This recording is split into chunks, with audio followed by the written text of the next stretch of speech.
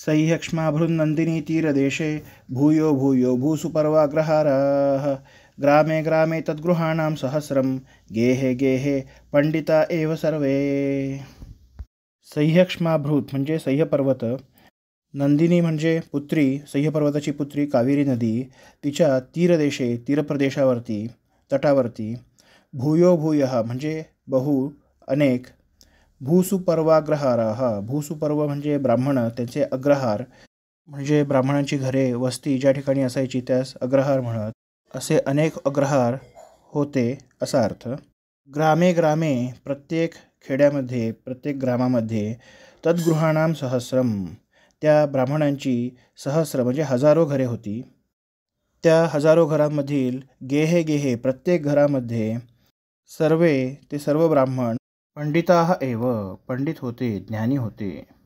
व्यंकटनाथांनी चोळ प्रदेशामध्ये चोल प्रदेशामध्ये सह्यपुत्री कावेरी नदी वाहत होती, तिच्या तीरावरती अनेक ग्रामे होती, या ग्रामांमध्ये अनेक अग्रहार होते, या अग्रहारांमध्ये हजारो सहस्र संख्येने ब्राह्मण राहत होते।